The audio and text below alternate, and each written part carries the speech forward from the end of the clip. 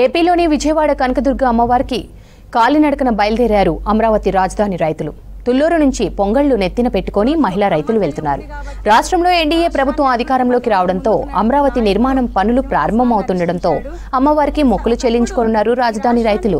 2020 జనవరి 10న అమరావతి ఏకైక రాజధానిగా నిలవాలని విజయవాడకు వెళ్లేందుకు ప్రయత్నించగా వారిని అడ్డుకుంది అప్పటి సర్కార్. దారి పొడవునా రోడ్డుకు అడ్డంగా ఇనుప కంచెలు ఏర్పాటు చేయడంతో పాటు రైతులను అడ్డుకున్నందుకు లాఠీ చార్జ్ కూడా చేశారు పోలీసులు. దమనకాండం చేయించారు. ఆ రోజు మా రక్తాన్ని కళ్ళ చూసింది వైసీపీ ప్రభుత్వం.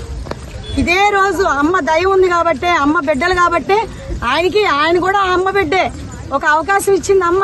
ఈ 5 ఏళ్లలో తప్పులను తెలుసుకొని మారుతాడే ఉన్నని ఆయన ఎప్పటికీ మారక ఈ 5 సంవత్సరాలు రాష్ట్రాన్ని అంధకారంలో నిలబెట్టేశాడు. కాబట్టి అమ్మ ఎలా బుద్ధి చెప్పాలో అలా చెప్పింది. ఈరోజు 5 కోట్ల ఆంధ్రుల ద్వారా ఓటుతో ఆ ప్రభుత్వాన్ని గద్దె దింపింది. కాబట్టి వారందరికీ ధన్యవాదాలు తెలియజేసుకుంటూ, అలాగే ఇంకా రాష్ట్రాన్ని కాపాడినటువంటి ఈ ముగ్గురమ్మల మూల పుట్టమ్మ బెజవాడ కనకదుర్గమ్మ తల్లికి పాదయాత్రగా మేము కాలినడకన ఇంద్రకీలాద్రి చేరుకుని అమ్మవారికి ధన్యవాదాలు తెలియజేసుకుని మా శక్తి కొలది ఈ చీర సార సమర్పిస్తున్నాము.